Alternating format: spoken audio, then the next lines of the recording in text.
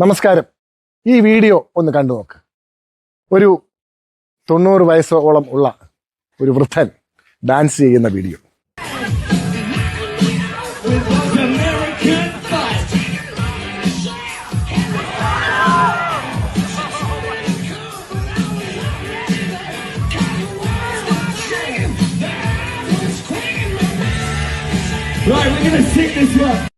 ഇത് ഇവിടെ എങ്ങാണമായിരുന്നെങ്കിൽ ഇവിടുത്തെ സദാചാരവാദികൾ എന്തുമാത്രം പ്രശ്നം ഉണ്ടാക്കിയേനെ. മുതുക്കന് വേറെ പണിയില്ല, എന്തൊരു കാര്യമാണ്, വയസ്സാം കാലത്ത് ഇങ്ങനെയൊക്കെയാണോ, ഇത് സദാചാര വിരുദ്ധമല്ലേ, ഇത് ശരിയാണോ, മക്കളും കൊച്ചുമക്കളും അതിൻ്റെ മക്കളുമായില്ലേ, കുറച്ചുകൂടെയൊക്കെ അടങ്ങിക്കൂടെ എന്നൊക്കെ പറയുന്ന സദാചാരികൾ.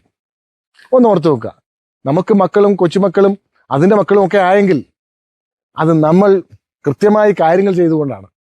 കൃത്യമായി വിവാഹം കഴിച്ച് കൃത്യമായി അവരെ വളർത്തി അവരെ വലുതാക്കി അവരെ കല്യാണം കഴിപ്പിച്ച് വിട്ട് അവർക്ക് മക്കളൊക്കെ ആകുന്നത് നമ്മൾ കൃത്യമായി നമ്മുടെ കർമ്മങ്ങൾ ചെയ്യുന്നതുകൊണ്ടാണ്. എനിക്ക് കൊച്ചുമകൾ വരെയുണ്ട്. കൃത്യമായി കർമ്മം ചെയ്തുകൊണ്ടാണ് എനിക്ക് കൊച്ചുമകൾ വരെ ഉണ്ടായിട്ടുള്ളത്. എൻ്റെ പ്രായമുള്ള ചിലരൊക്കെ വിവാഹം കഴിക്കാതെ നടക്കുന്നുണ്ട്. അവർക്കെന്തും ആകാമെന്നാണോ? കല്യാണം കഴിച്ചതും മക്കളുണ്ടായതും കൊച്ചുമക്കളും ഉണ്ടായതും ഒക്കെ ജീവിതം ആസ്വദിക്കുന്നതിന് ഒരു തടസ്സമാണെന്ന് പറയുന്ന വിട്ടിക്കൂഷ്മാണ്ഡങ്ങളും അസൂയാലുക്കളും സർവോപരി കപട സദാചാരികളുമാണ് നമ്മുടെ നാട്ടിലുള്ളത്. മറ്റുള്ളവർ സന്തോഷിക്കുന്നത് ഇവർക്കൊക്കെ അസ്വസ്ഥതയാണ്. മറ്റുള്ളവരുടെ സന്തോഷം അവർക്ക് ഭീകരമായ അസ്വാസ്ഥ്യം ഉണ്ടാക്കും. ആരും സന്തോഷിക്കരുത്. എല്ലാവരും മൗനികളായി ജീവിച്ചുകൊള്ളണം. എല്ലാവരും വെള്ളയുടുപ്പിട്ട് തലകുനിച്ച് പൊക്കൊള്ളണം. ഇതൊക്കെയാണ് ഇവരുടെ ആവശ്യം. മനസ്സില്ല എന്ന് പറയാൻ നമുക്ക് മടി വരരുത്. നമുക്കും മനസ്സില്ല. നമ്മൾ ഇഷ്ടമുള്ള രീതിയിൽ നമ്മുടെ ജീവിതം ആസ്വദിക്കും. അത് നമുക്കും മറ്റുള്ളവർക്കും ദോഷമാകാത്ത തരത്തിൽ. നമുക്ക് ഡാൻസ് ചെയ്യാം, നമുക്ക് പാട്ട് പാടാം, നമുക്ക് വെള്ളത്തിൽ ചാടാം, നമുക്ക് മല കയറാം, നമുക്ക് മരത്തേൽ വേണേ കയറാം. അതൊന്നും സദാചാര വിരുദ്ധമല്ല. അതൊന്നുമല്ല സദാചാരം. സദാചാരം എന്നാൽ നമുക്കും മറ്റുള്ളവർക്കും ദോഷമുണ്ടാകുന്ന പ്രവൃത്തി ചെയ്യുന്നതാണ് സദാചാര വിരുദ്ധത. നമ്മൾ ജീവിതം ആസ്വദിക്കുന്നത് ഏത് തരത്തിൽ വേണമെന്ന് നമ്മൾ തീരുമാനിക്കും. അതിന് മറ്റുള്ളവരുടെ അനുവാദം വേണ്ട. നമുക്കതിനൊട്ടു നാണവും വേണ്ട. നമ്മൾ നാണം കുണുങ്ങി നിന്നാൽ നമ്മുടെ ജീവിതം നമുക്കില്ലാതെയാകും. നാണം കുണുങ്ങാനുള്ളതല്ല നമ്മുടെ ജീവിതം. ധൈര്യമായി ഡാൻസ് ചെയ്യുകയും പാട്ടുപാടുകയും ഉച്ചികുത്തി മറിയുകയും ഒക്കെ ചെയ്യണം. പ്രായം അതിനൊന്നും ഒരു മാനദണ്ഡമല്ല. പ്രായമല്ല കാര്യം.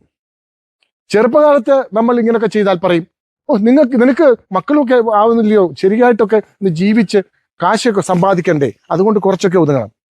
ഇതെല്ലാം കഴിഞ്ഞ് പ്രായമായാലും നമുക്കിതൊന്നും ചെയ്യാൻ പറ്റത്തില്ല. എന്നോട് പലരും എൻ്റെ ഫേസ്ബുക്ക് പോസ്റ്റിന്റെ അടിയിലും കുറച്ചൊക്കെ ഒന്ന് ഒതുങ്ങല്ലോ, കൊച്ചുമക്കൾ വരെ ആയില്ലേ, കൊച്ചുമക്കളായി, ഇനി എനിക്ക് യാതൊരു ബാധ്യതയില്ല, ഞാൻ സന്തോഷമായിട്ട് ജീവിക്കുന്നു, എനിക്ക് ഇഷ്ടം പോലെ പൈസ എൻ്റെ കയ്യിലുണ്ട്, ഞാൻ ചെലവാക്കും, ഞാൻ യാത്ര പോവും, ഞാൻ വെള്ളത്തിൽ ചാടും, ഞാൻ വെള്ളച്ചാട്ടത്തിൽ കുളിക്കും, ഞാൻ മഴ നനയും, ഞാൻ വെയിൽ കൊള്ളും, ഞാൻ സൈക്കിൾ സവാരി നടത്തും, ഞാൻ ഓടും, ഞാൻ ജിം ചെയ്യും, ഞാൻ എല്ലാം ചെയ്യും. കണ്ണ് കടിച്ചിട്ടൊരു കാര്യമില്ല. ഞാൻ നാളെ വീണാലും എനിക്കൊരു കുന്തവുമില്ല. ഞാൻ ഇഷ്ടം പോലെ ജീവിതം ആസ്വദിച്ചവനാണ്. ഈ ആസ്വാദനത്തിന് പരിധിയും പരിമിതികളും ഒന്നുമില്ല. ആസ്വാദനം നമ്മുടെ മനസ്സിന് തോന്നുന്ന തരത്തിൽ നമ്മൾ ചെയ്തു കൊള്ളണം. ഇഹലോകത്തുള്ള ഇല്ലാത്തതൊന്നും പരലോകത്ത് കിട്ടില്ല. പരലോകം എന്നുള്ളത് ഒരു ലോകമില്ല. അതുകൊണ്ട് തന്നെ ഇഹലോകത്തിൽ നമ്മൾ നന്നായി ആസ്വദിക്കുക. ആരുടെയും മുഖത്ത് നോക്കരുത്, ആരോടും അനുവാദം ചോദിക്കരുത്. അത് ഭാര്യയും മക്കളും എതിരെ നിന്നാൽ പോലും അവരോടും അനുവാദം ചോദിക്കരുത്. അതിൻ്റെ ആവശ്യമില്ല. അവരുടെ അനുവാദത്തോടു കൂടി ഓരോന്ന് പ്രവർത്തിക്കുന്നത് ആവശ്യമില്ല. ചെല്ലുണ്ട് എന്നോടൊരു വക്കീൽ തിരുവല്ലയുള്ളൊരു വക്കീല, അയാളുടെ ഒരു ഫണ്ണി വീഡിയോ ഞാനിട്ടു. അതിന് അയാൾ എന്നെ വിളിച്ചു, അത് റിമൂവ് ചെയ്യണം, മോനങ്ങ് പ്രശ്നം ഉണ്ടാക്കുന്നു, മോനങ്ങ് എന്നെ ഭയങ്കര പ്രശ്നം ഉണ്ടാക്കുന്നു, അവൻ നാണക്കേടാന്ന് പറഞ്ഞു. ഞാൻ ചോദിച്ചു, നീ കാണിക്കുന്ന നിന്റെ മോന് പറയാനുള്ള അവകാശം എന്താണ്? അവന് നാണക്കേടാണെങ്കിൽ അവൻ ചെയ്യണ്ട. എൻ്റെ മക്കൾക്കൊന്നും നാണക്കേടുണ്ടോ ഇല്ലയോ എന്ന് ഞാൻ ചോദിച്ചിട്ടില്ല. ഉണ്ടെങ്കിൽ അവർ കയ്യിൽ വെക്കുകയുള്ളൂ. എൻ്റെ രീതിയിൽ ഞാൻ ജീവിക്കും. ഞാൻ ഉടുപ്പിടാതെ നടക്കും. ഉടുപ്പിടാതെ നടന്നാൽ അവർക്ക് നാണം ഉണ്ടെങ്കിൽ അവർ കാണിച്ചോട്ടെ. എനിക്കതിനകത്ത് കാര്യമൊന്നുമില്ല. മക്കളുടെ അഭിപ്രായം തേടുക, അങ്ങനെയുള്ള അഭിപ്രായങ്ങൾ തേടി നിൽക്കരുത്.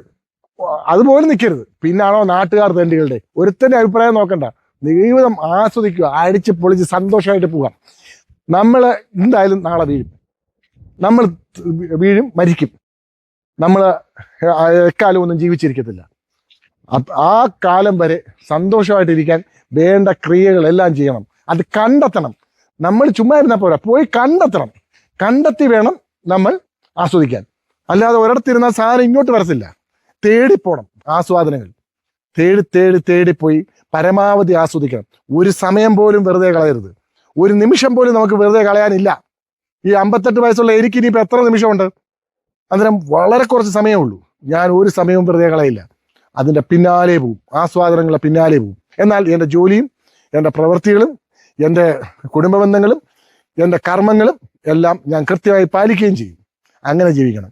ഇങ്ങനെയാണ് ജീവിക്കേണ്ടത്. അതുപോലെ ലൈംഗികതയെ പറ്റി പറഞ്ഞാൽ അപ്പ കയറും, മോശം, എന്തൊരു വൃത്തികേടാണ് ലൈംഗികതയെ പറ്റി പറയുന്നത്. ലൈംഗികത ഒരു സത്യമല്ലേ? ലൈംഗികതയെ പറ്റി നമ്മൾ എന്തെങ്കിലും പറയുകയോ എഴുതുകയോ ചെയ്താൽ അപ്പോൾ തുടങ്ങും സദാചാര പ്രവർത്തനങ്ങൾ.